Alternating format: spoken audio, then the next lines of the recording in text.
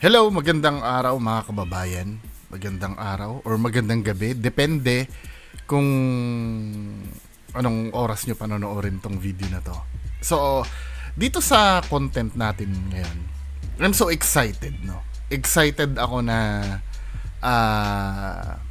maano to. Kaya nireakan ko agad eh. The moment na lumabas to, nireakan ko agad. Bali, ano ngayon? Sunday ngayon, bukas ko na to i-upload, no, to reaction video ko dito sa video na to. So mga kababayan ko, itong video na to ay kay Sardonsky, no.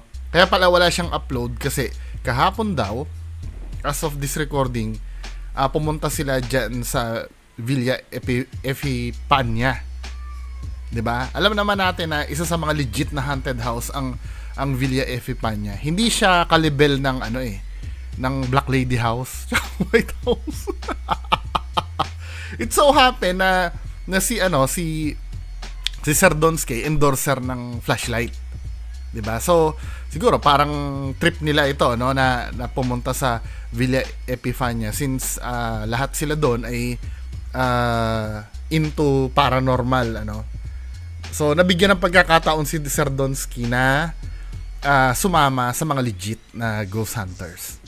Ito nakausap ko yung kasama mo dyan, Sardonsky. Hindi ko nasasabihin yung details na napag-usapan namin, pero may mga observations siya sa'yo. Diba? May observations siya sa'yo. Yun nga lang, malalaman natin yun sa nangyaring ito, no? Anyway, mga kababayan ko, ito yung video. Ang title, Villa Epifania. Epifania pala. Sabi ko, Epifania. Epifania pala. Epifania. Donsky meets Flashlight Manila and Shaman Tope. So, si Shaman Tope, kilala naman niya na legit yan, ano. Nakakasama nila Ma'am Kit yan eh. Then si Flashlight Manila, familiar sa akin. Nagko-comment din sa akin to. So, play na natin to, mga kababayan ko.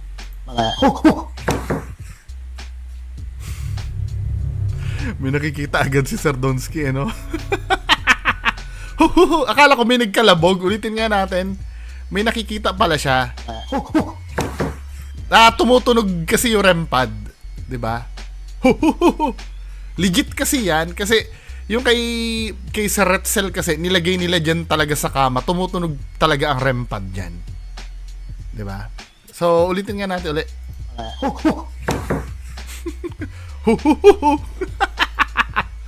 Tumutunog yung yung REM pad. So, pagpatuloy natin to.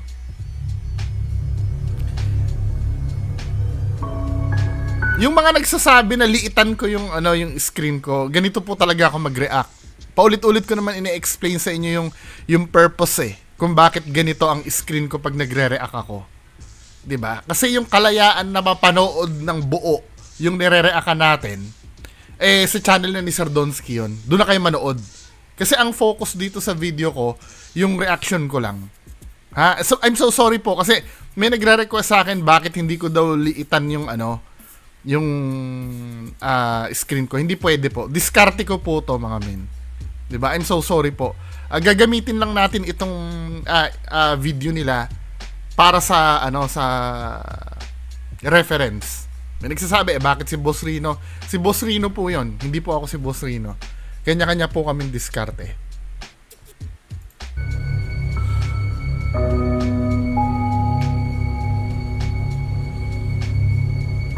Pinuntahan na ng ng Team Kilabot. Fairness sa'yo, Sardonsky, ganda na editing ng video mo, di ba? Very good.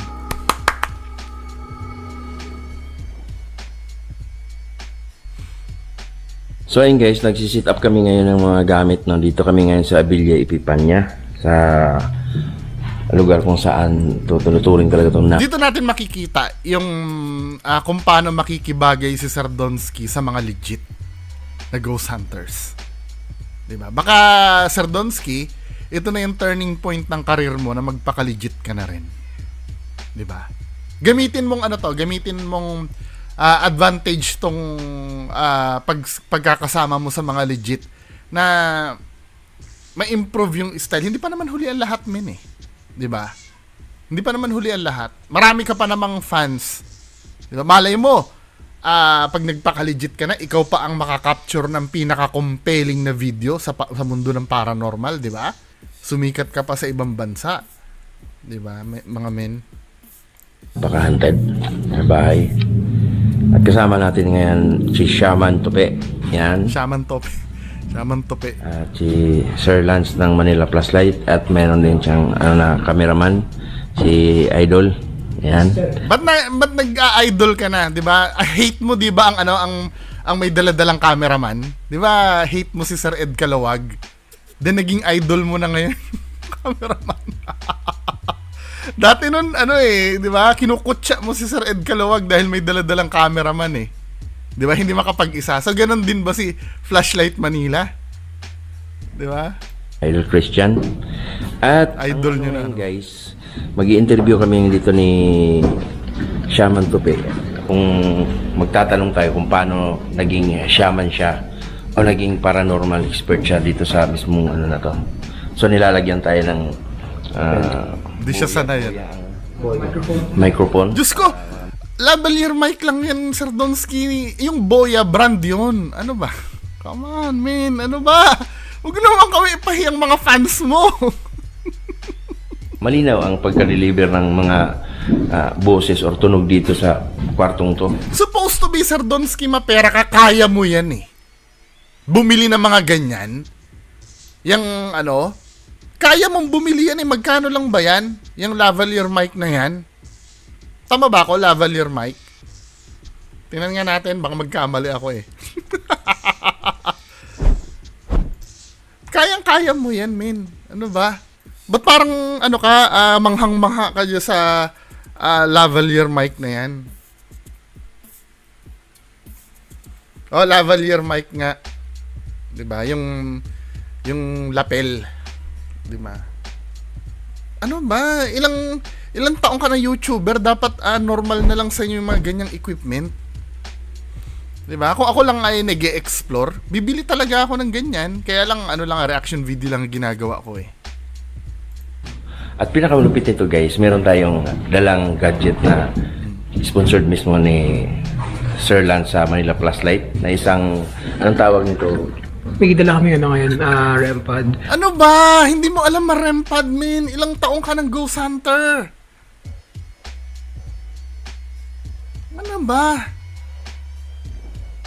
Come on. Di ba dito nyo makikita, men, kung ano yung, hindi ko minamak yung pinanggalingan ni Sir Donsky. Pero Sir Donsky, mapera ka eh. Di ba? Mapera ka. At sagana ka sa resources, men.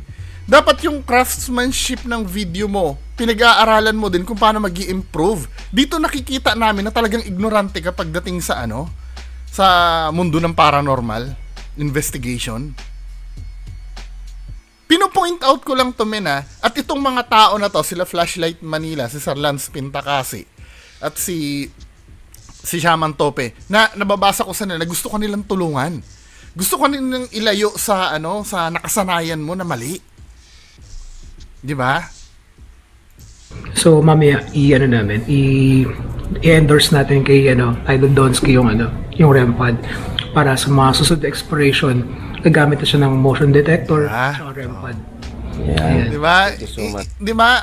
Hindi ka pinapabayang, pero kung tutuusin kaya mong bumili niyan, men eh. Ito yung sinasabi ko sa inyo na pagkalinya nyo yung isang bagay at yun yung gusto nyo ma-improve. Wag puro pakabig.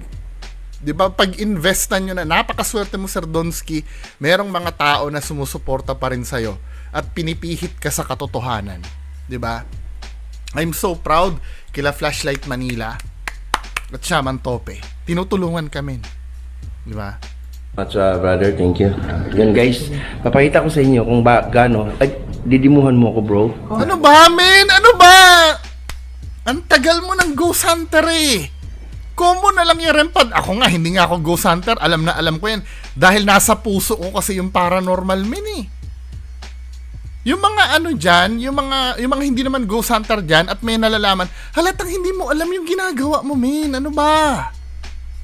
Kahit man lang sana mag-research ka bago ka mag-start ng ano, hindi mo nagawa, men. Ano ba?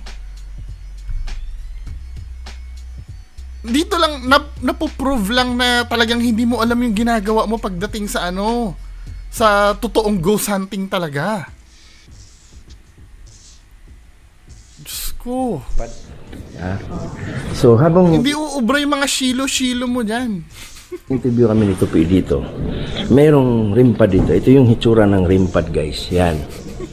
So, ang rimpad, yung antina na yan, Oh. ano, Yung antena kasi. Diyos ko, magtatanong uli! Ano ba? Dapat alam mo na yan, min eh.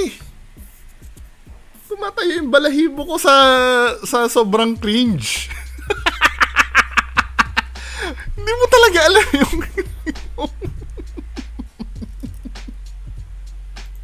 Ng electric current or ng energy. okay. Ngayon, pag may lumapit dyan, kunwari, kamay ng tao or tao, may electric current tayo. So, pag lumapit ako dyan, tutunog siya. Same with yung sinasabi ng entity kasi pininiwalaan nila yung mga spirits is parang may ano. You see the difference? You see the difference ng talagang may alam. Alam mo kahit papaano si Kuya Red, medyo ina-admire ko eh. At least kahit papaano, nakikita ko yung passion naman ni Kuya Red doon sa ginagawa niya. Yun nga lang, medyo tagilid yung purpose ng ano ni Kuya Red. Pero makikita mo din naman yung passion ni Kuya Red pagdating sa ganyang larangan. Dahil may nasasabi si Kuya Red. Napanood ko yung interview nyo sa ano, sa DZRH. Min, pagdating sa mga technicalities na ganyan, wala ka nasasabi. Hindi ko nga naintindihan kung paano ka naging ghost hunter eh. Sila. May parang electromagnetic field din sa na, ano, na parang Hindi ko naman inaano ha, kasi ganito kasi. Baka sabihin nyo, binubuli ko si Sir Don. No, hindi ko pwedeng bully yan. Disappointed lang ako. Kasi 'di ba, isa rin naman ako sa ayaw sa gusto nyo, kahit kritiko ako niyan, isa rin naman ako sa nagsusubaybay diyan. 'Di ba? Para sa akin, ako yung nahihiya kasi na nakikita mo yung difference eh. Pag ang isang fake ghost hunter talaga na ihalo mo sa mga katulad ni Sir Lance, ano? Makikita mo yung ano eh, yung yung difference talaga eh. Halatang halata mo yung apple sa orange pag nagsama silang dalawa.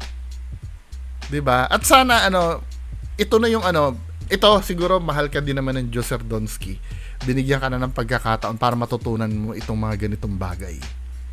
'Di ba? Para pagdating mo sa Mindanao, dala-dala mo yung mga ganyang bagay, 'di ba? Legit na kayo lahat. Iwanan nyo na yung ano. Iwanan nyo na yung mga ganyan. So ito pala yung ano, hindi mo na magsasalita. Kasi may ano ako eh. May internal na nalalaman. Sige na nga, sabihin ko na, ito pala yung purpose na after mo dyan, pagbalik mo sa Mindanao, magkikita kayo ni Kuya Red. Kasi gagamitin nyo tong mga equipment na to. 'Di ba? Sana, yun na yung start nyo ng pagbabago. Kaya lang, 'di ba? Pag magpapaka-legit kayo, kailangan maging handa na kayo sa sasabihin ng mga supporters nyo. Magiging boring na ang video nyo pag nagpaka-legit kayo. Kasi alam ko yung rempad na yan. Alam ko pwede naman dayain yan, pero mahirap yan dayain. Naipaliwanag sa akin ni Sir I.M. Reverie eh, kung paano magkakaroon ng false reading a rempad. Hindi ko sasabihin dito. Baka matutunan nyo pang gawin eh. Baka mamaya matutunan nyo pang gawin, gamitin nyo na naman sa pamimeke. Pero okay na yan, di ba? Mahihirapan na kayong i-ano yan unless hindi nyo gagamitin yan, di ba? gumagamit tayo ng EMF kasi pinaniniwalaan na parang pag pumipitik yung EMF mo or K2 meter, pag pumipitik siya, inisip nila na maaring may entity. Same with dito sa sa REM-pod. Pinaka simplest explanation niya is pag may lumapit, tutunog siya. Yun lang. The only way na tutunog siya is pag lumapit yan. May level pa yan, di ba, ng ilaw? Okay. Pero kahit hindi hawakan siya, malalapit ka lang, tutunog siya? Oo, ayan, tutunog. Kahit hindi ko idikit. Basta nasa range. Nasa range nung ano niya. Pero kailangan sobrang lapit, mga at least mga 5-6 inches, ganyan. Okay. Ayan. Okay. So, ayun guys, nakita niyo naman kung paano diniwan lahat sa atin ni Sir Lance. Ito maganda. Kaya may dala akong kahoy. Rim pad. Sige, video mo lang, sir. Okay, okay. Hindi na akong pangkamot dito. Sinadya ko to para i-demo natin. Okay. Pag kamay kong nilapit ko, Okay. tutunog siya, di ba? Pero pag something na object lang, walang Kahoy lang. charge. Okay. Yan ba hindi siya Okay. Kasi wala siyang electric charge. So pag may lumapit dyan na walang electric na ano, or walang energy, hindi siya tutunog, okay. di ba? Oh, hindi siya Oo, tumutunog pero na, pag no? kamay natin, kadi-kidi. Kasi bago mo maintindihan yung mga ganyang bagay, you must know the science behind that eh. Di ba? Yan, tutunog siya. Okay. Yan ang ginagawa naman. Parang ngayon lang talaga natutunan ni Sir Donsky, no? Yung spirits ang lalapit.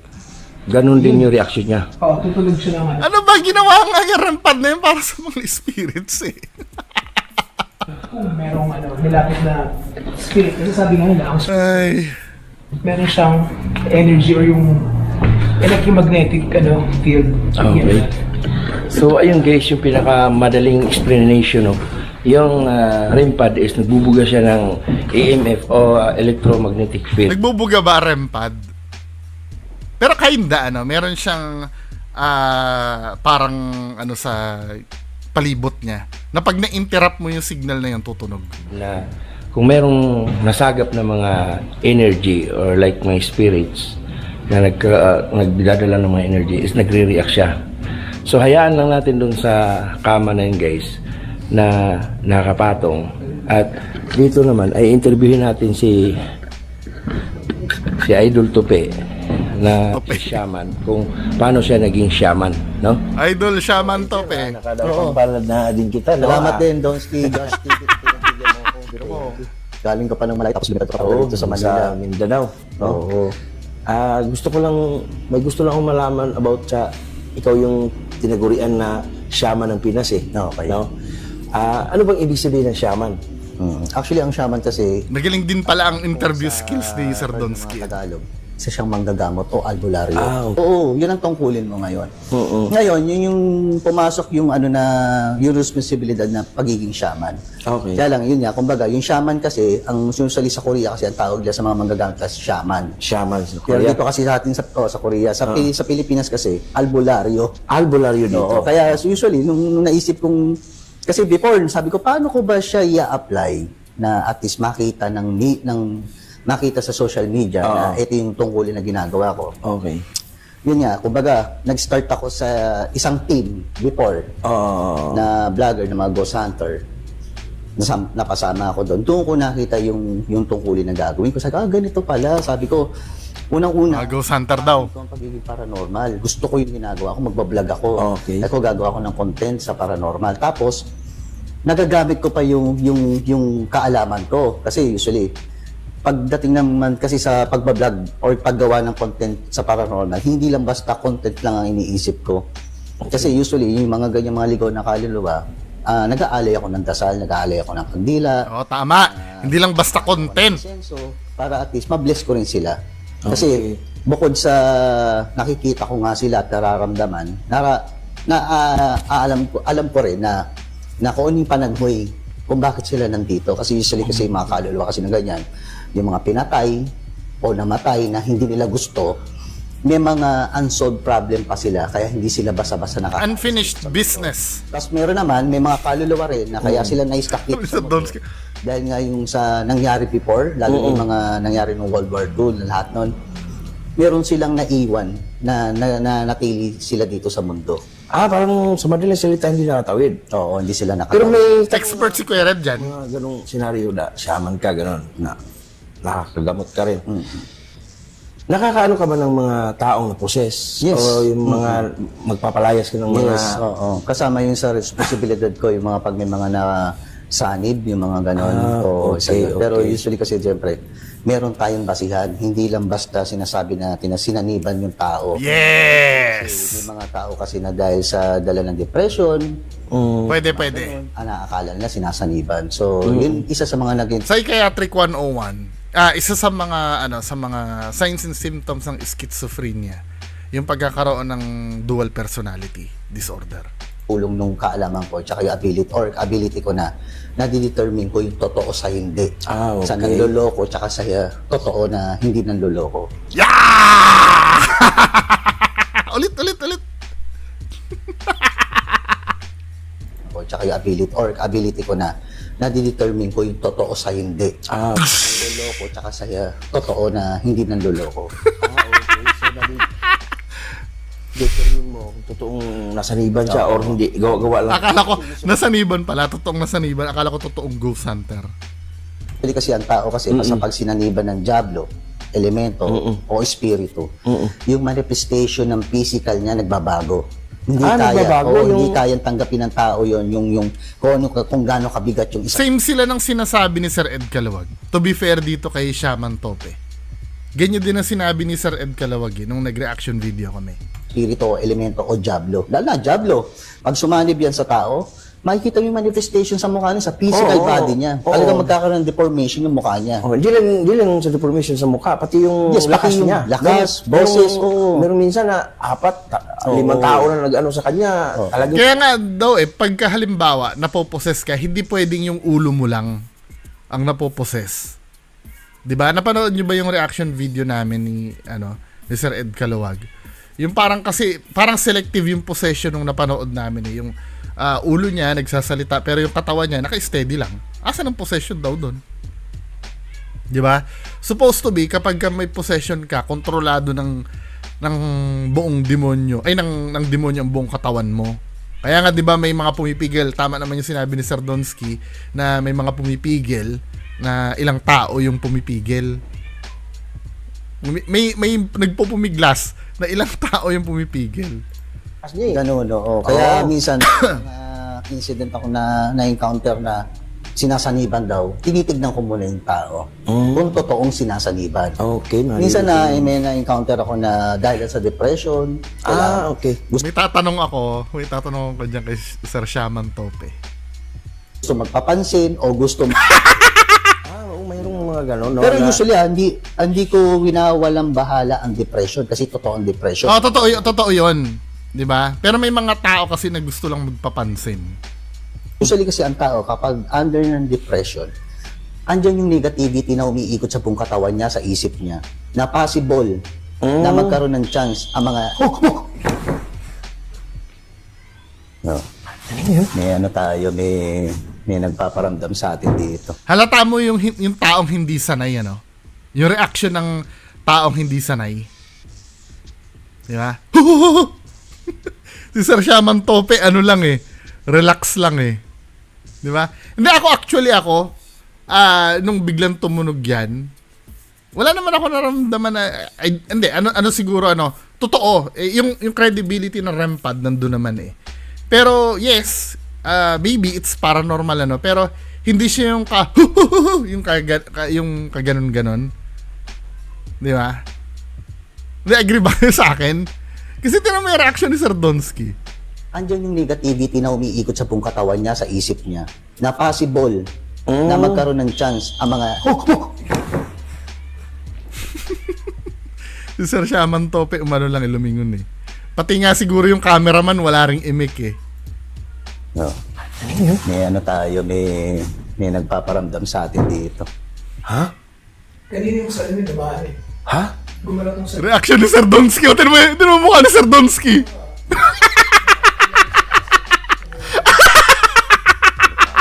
Tinan mo itsura ni Sir Donsky, Di ba? Ito yung sinasabi namin na hindi ka sanay sa mga legit na lugar, men. Di ba? Di ba ghost hunter ka? Hindi, yan lang naman yung standard mo, no? Kasi, madalas mong sinasabi na takot, 'di ba? Yung mga kritiko mo, mga takot, mga duwag. Yes, I do admit, pag siguro ako nandiyan baka maiihi pa ako sa Pero hindi ako ghost hunter men 'Di ba? Understandable kung ako'y maiihi sa takot diyan.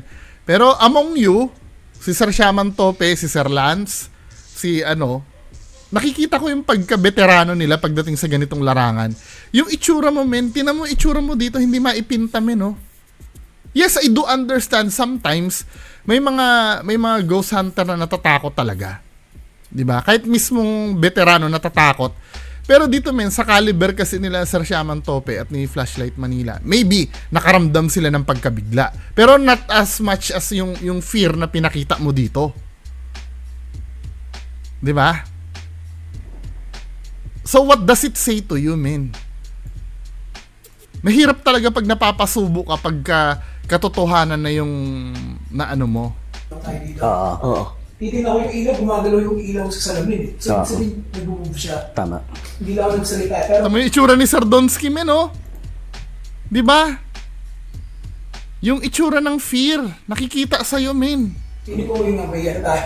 Tama yung itsura ni Sir Shaman Tope. Ang layo sa itsura mo. Kasama tayo rito. Oo eh. Parang na-freeze ka, men, eh. 'Di ba? Si Sardonsky na-freeze. Sayang camera natin dito na nakatapat sa... sa email. Ito sana ang Teka. sabihin sa lamin. Hindi ka makapaniwala, men, eh. 'Di ba? Supposed to be dapat sanay ka dyan, eh, sa mga ganyang bagay.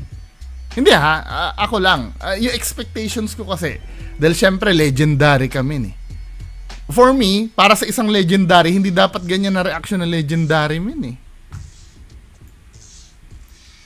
Hindi, maybe binibigyan mo lang ng flavor yung yung vlog para ma-hype din kami sa nangyari, pero it shows men, eh, na parang nabigla ka lang, na napasubo ka lang na pumunta ka dyan, eh. Ano siya? Mahina. Parang mga micro-movement. Ano? Ba't parang hindi mo alam na tamo, ito yung ganito ang trademark ni Sardonsky pagka natatakot na, nabubulol na siya. Ganyan yung nakita natin sa Campo Belo, eh. Halata mo dito pag natatakot na si Sardonsky, nabubulol na siya. Well, sasabihin niya naman sa'yo, baka ikaw, yes, ako din, mabubulol-bulol din ako dyan. Kasi hindi naman ako sanay dyan, eh. Baka nga matai pa ako dyan, eh. Pag ako yun nandyan. 'Di ba? Hindi ko inaangat ang sarili ko kay Sardonsky, pero men, yung paniniwala na itinanim mo sa utak namin na ikaw ay isang legendary at 1000% kan totoo, tapos nakikita namin ganyan yung reaction mo. What does it say to you sa mga nanonood?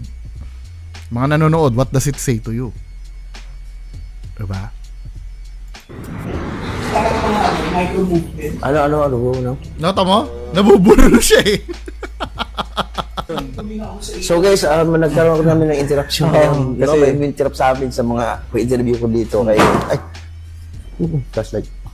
Flashlight lang. Akala ko may kalabog na naman, eh. Pero pag sa paranormal niya ba sa Mindanao. Shaman na Tumunog yung repad natin. sumunog yung gamepad natin. Labas yan. Di alam ni Sardonsky na yung yung mangyayari. Kasi pinagkakalan pa natin talaga gamitin, eh. Tapos, Oh my God. dito pa natin talaga pinagkalala tayong mga pumunta dito. Kaya nga. Kasi ng paano, eh.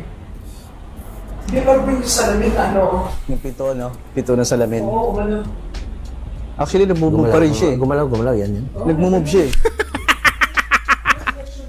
reflection ng ilaw. Napapatayo na tuloy si Sardonsky, oh. Nagmumove pa rin siya. Tutukan niya ng camera. Oo, nagmumove So siya. ayun guys, dito si So, natigil muna yun natin. natigil muna yung natin kasi nandito sila nagre-record din sila si Sir Lance ng Flashlight Manila at yung cameraman niya is nandyan lang din.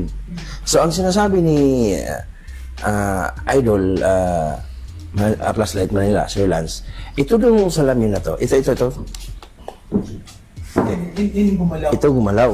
Actually, ang nakita. Take note, ha. Take note, ito totoong ang settings to. Hindi ito yung katulad na nangyayari sa inyo sa Mindanao. Ito yung nakakapagtaka men, eh. Ito, ha. Tatanungin ko kayo.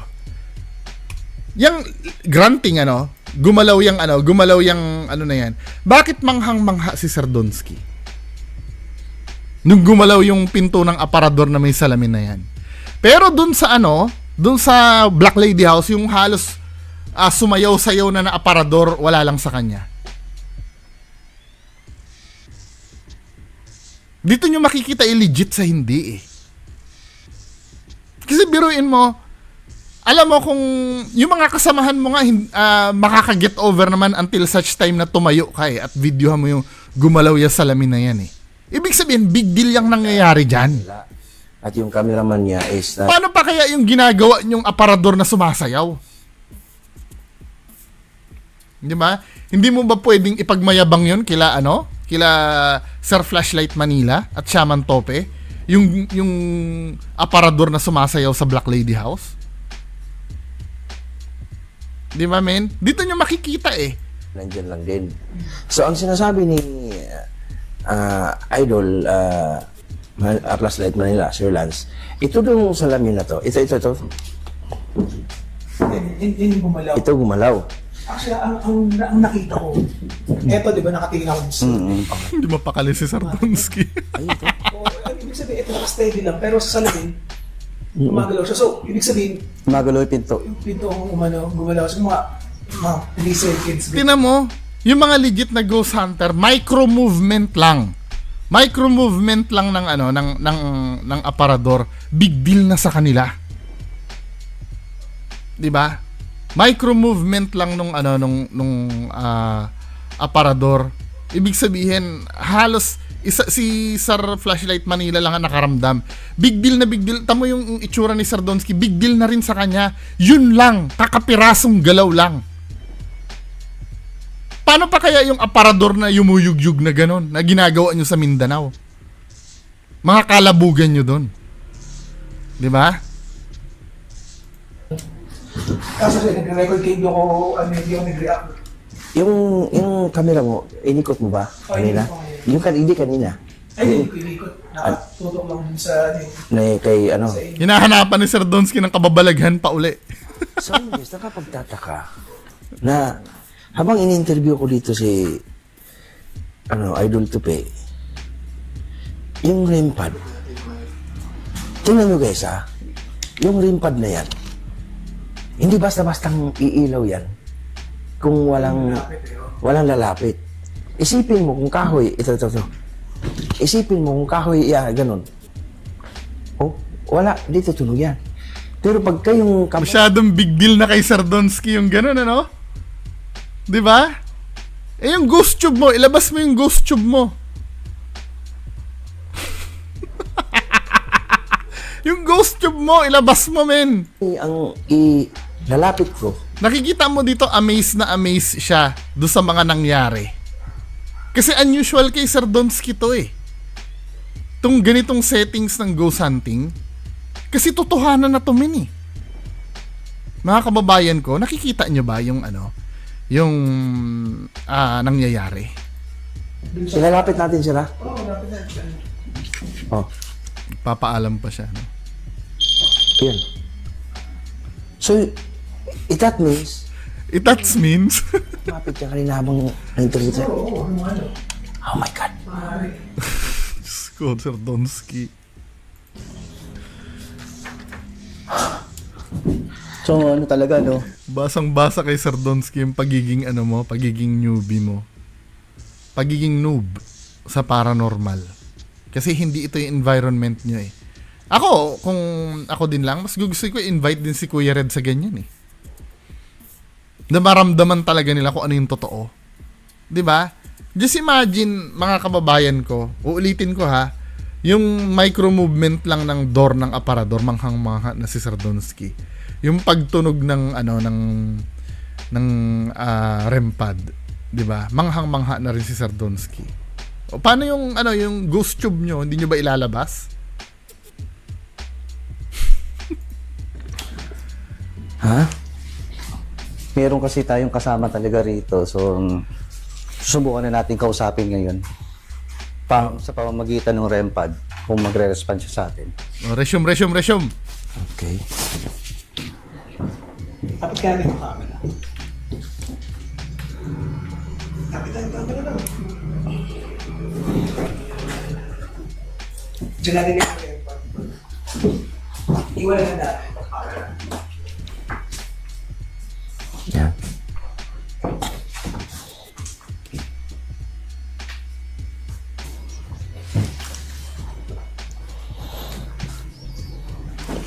Labas Ikaw kayo. magtanong, Brother, kay mayroon bang mga nandito ba yung si naninirahan dito ngayon? No? Hindi pa kilala ni Sir Donsky yung imbestigahan nila. So guys, marami pa sana tayong itatanong about sa pagiging shaman ni Idol Tupi. Pero nagulantang kami dito ngayon na nag-react yung Rempad. No? Parang ano ka eh. Manghang-mangha kami eh. Kaya Hindi ka panipaniwala ito sa isang legendary na ghost hunter. Ang sinasagupa mo men, mga aswang eh. Tsaka mga tikbalang, black lady. Tapos dyan men, ang nakikita mo, full apparition pa ng black lady nakikita mo. Buong white lady nakikita mo men. Tapos dyan sa tumunog na Rempad tsaka gumalaw na manghang-mangha ka. That is bullshit. patigil tayo saglit, pero tutuloy natin mamaya. That is so bullshit. So may ginagawa lang si Idol Tupi. Yan. Gumawa siya ng... Ano bang ginawa mo, brother? Kapitan. Okay. Matatawag siya ng mga naninirahan dito. Ano yun bro? Kalabog. Yung reflex ni Sir Donsky, no? Oy, hindi na siya nagugulat sa kalabog. Kasi may nalaglag po kasing, something. Naninirahan. Parang flashlight yata yung nalaglag, Papakita natin, ha. Pakita natin. Kasi dito sa video dito, yung nagkalabog na yon. Hindi mahusga ni Sir Donsky kung kalabog yun o Tamo. Naninirahan dito. Ano yun bro? May nalaglag. Tumatawag siya ng mga... Wala lang sa kanya ang kalabog. Which is yung mga kaluluwang hindi makatawid-tawid dito sa Villa Epipanya. Ma-witch is ka eh. Kasi itong Villa Epipanya kasi talagang naging bibi at pigi. Bibi at bulag at pigi ito. Ulit natin ito. Kasi itong Villa Epipanya kasi naging bulag at pingi sa nangyari before nung panahon ng Hapon. Okay. Kasi sinasabi nga na dati raw itong Villa Epipanya naging Garrison. parang station. Garrison.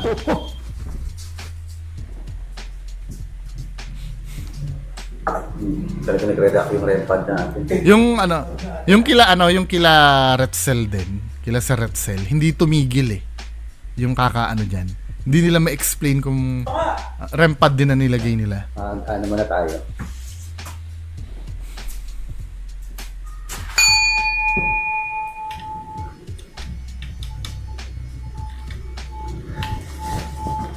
May kasama ba kami ngayon dito?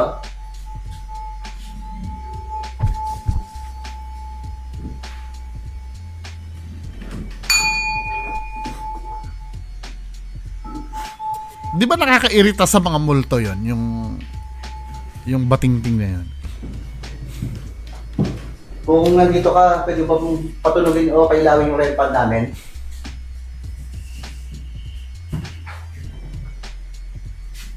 Di ba ang hirap makakuha ng response sa sa multo, tapos kayo sa Mindanao ang dali nyo makausap ng multo. Labas mo yung ghost tube mo. I-play mo yung ghost tube mo ngayon.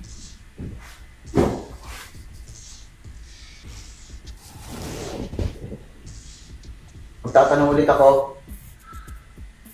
Kung nandito ka, pwede bang pailawin o patulogin uli yung Rempad? Galing! Galing ni Shaman Tope. Bro, dito bro. Dito bro.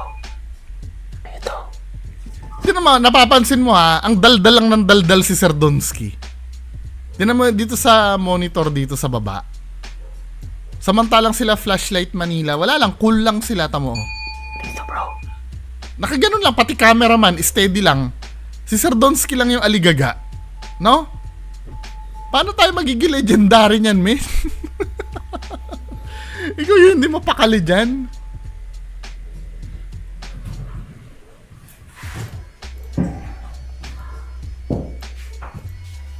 Babae ka ba o lalaki? Babae ka ba? well, at least kahit papaano, breath of fresh air to sa mga nanonood kay Sardonsky. Kasi I do assume legit itong ghost hunting na to eh. Ang layo niya dun sa nakasanayan nyo, di ba?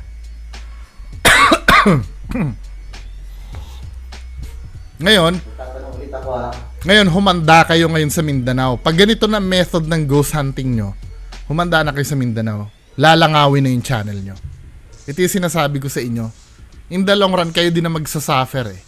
Binibi nyo kasi yung mga viewers nyo sa kalabugan, sa pagpapakita ng ano. Ngayon, pag ganito, boring na ang labas nito sa mga subscribers mo. Nag-response ano kung babae.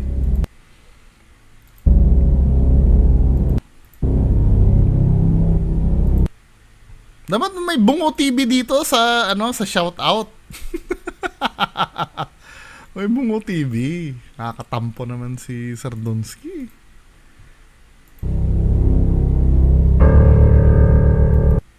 Ito yung mga ano, mga tropa nila. Anyway, mga kababayan ko.